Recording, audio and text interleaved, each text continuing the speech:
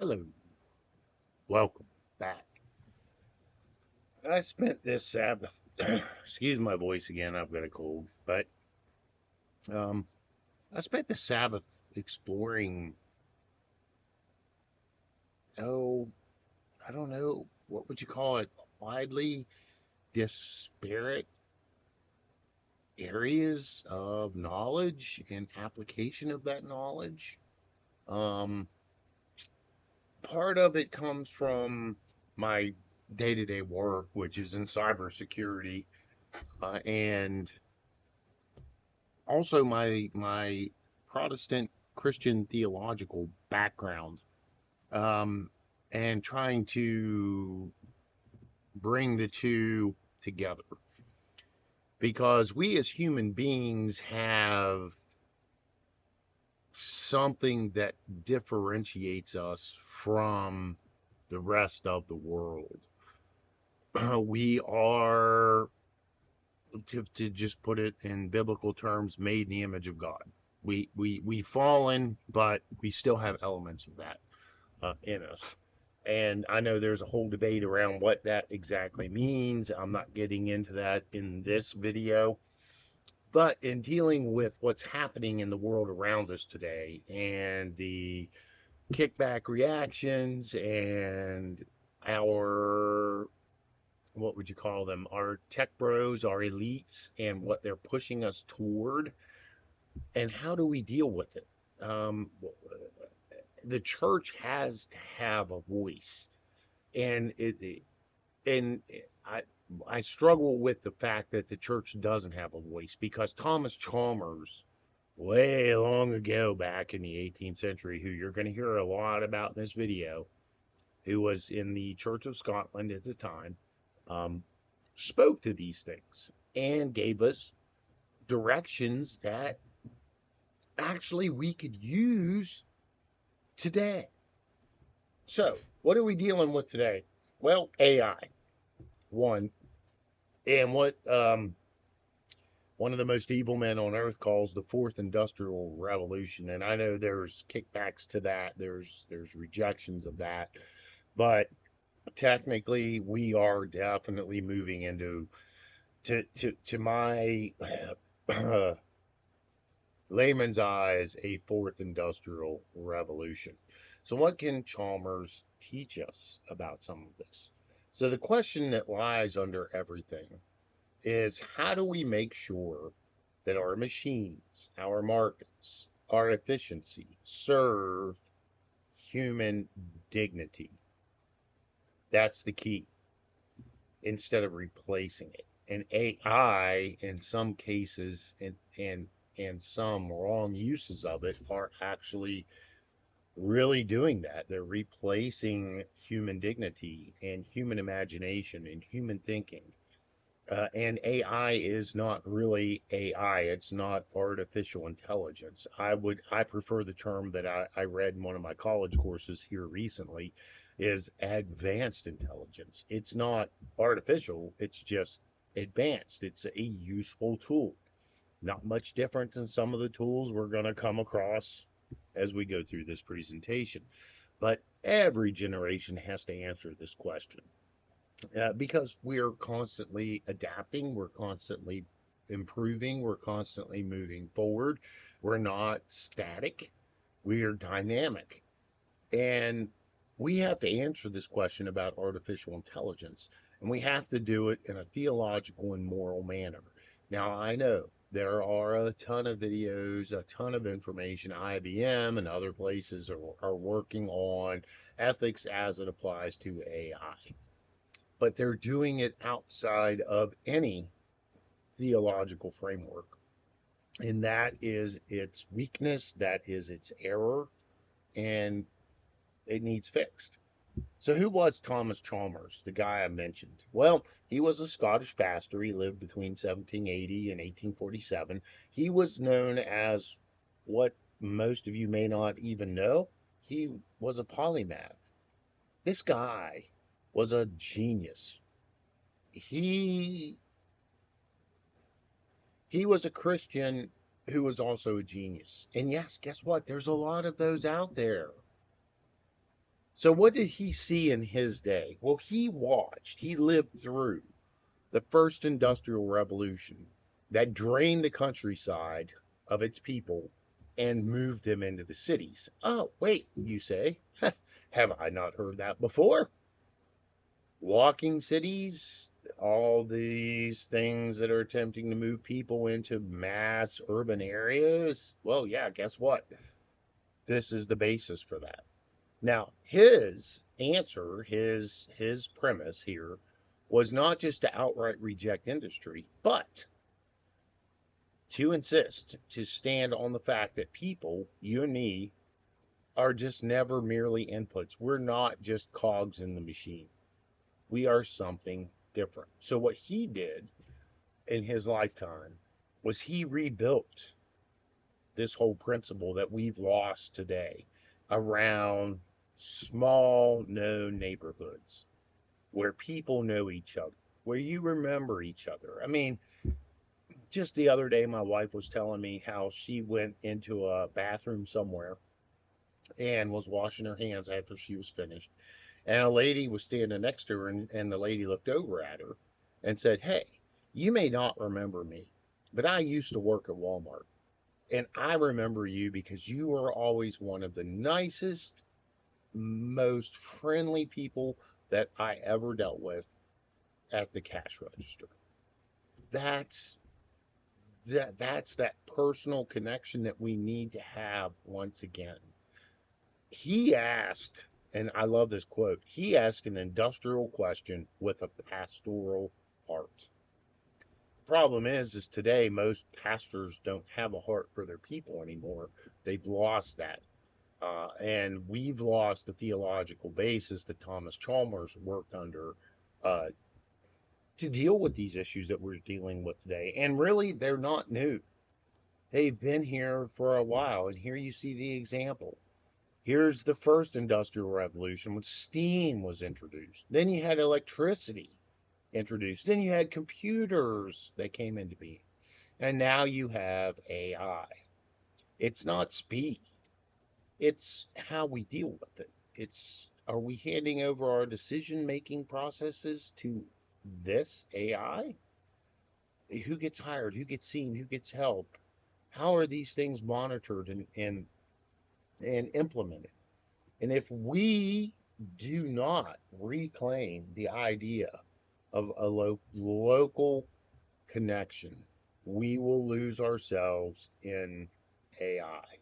And and the same thing was true with steam. Same thing was true with electricity.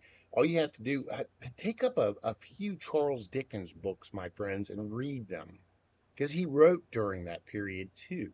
Now, he wrote fiction, but what he writes about is very true as to the effect that the Industrial Revolution had on normal, everyday human beings.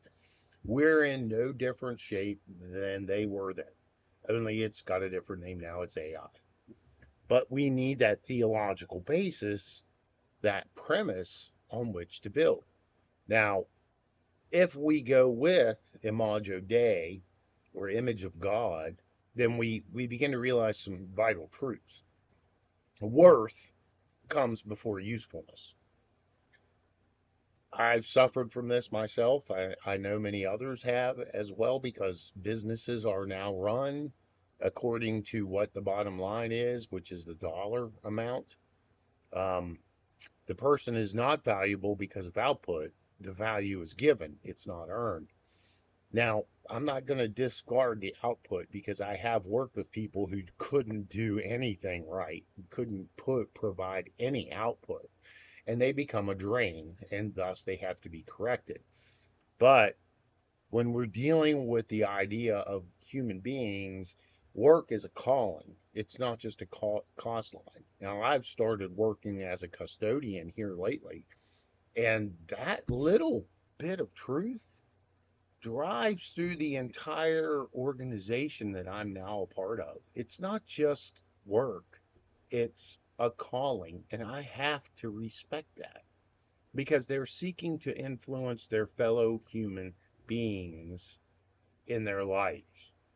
And that's what the church is supposed to do. And the church should be speaking to these things and exploring these things and talking to these things and applying theology to the 21st century. When we automate jobs, we are actually touching someone's sense of purpose. Um, but not only their income, although income does definitely come into play there. We have to remember being a human being is a totality of experience, and that includes purpose, that includes income, that includes the reason why you do whatever you do. And as is said here in this slide, efficiency is a good servant, but it is a terrible master. And we've lost so much because of efficiency. And those who rule over us these days push for efficiency all the time until it no longer suits them. And I probably could do an entire other video on that. But there's two kinds of efficiency. There's the efficiency that serves over here and the efficiency that consumes. So let's look at them briefly. The efficiency that serves, it frees people from drudgery and danger. It lowers the cost of food and medicine and learning. Do we see that today? I don't think so. It gives time back for your family, for worshiping God, for your neighborhood, for your neighbors, the people who live next to you. Do you know them? Do you know their names? Do you interact with them? And it counts the people it affects, just not the savings. It combines the two, and I really can't bring my mind to separate the two because the people are the savings, the people are the business, and you need to deal with them where they are and help them where you can as much as possible. Now, efficiency just eats everything up. Think of Pac-Man. If you grew up like I did back in the 80s, Pac-Man was the big thing. Pac-Man's whole job was to eat the little dots and dodge the ghost. And so here we have people being treated as mere line items to be removed whenever they don't suit your business line. Now, I've suffered from that myself. It hides its cost in someone else's household. And it measures only what is easy to measure, not the happiness of its people. I mean, just before I got let go by my one job, I was getting calls almost daily from people within the company saying, what are we doing wrong? What can we improve? Well, my answer was always, you've got to increase people's salary, number one, because I had talked to many of the people that I worked with, and they had to hold down 2, 3 jobs just to make ends meet. How is that company supporting its people? And its people are the efficiency that serves. Well, they struggle to hold on because the people have this sense of service that the business doesn't have. It the entire industry business schematic is built on this. The efficiency that consumes, not on the efficiency that serves. And it violates human dignity left and right. Now, Thomas Chalmers came in and said, let's keep it local. He said care breaks down when it becomes anonymous. Think about debit cards or state provided cards to buy food. Now, I've seen this. I've struggled myself. I've lived off of spam because I didn't have the money to get anything else. And guess what? When I went to the state and said I need help, even though I've worked for 30, 40 years of my 58 years of life, I was told, no, you don't get any help.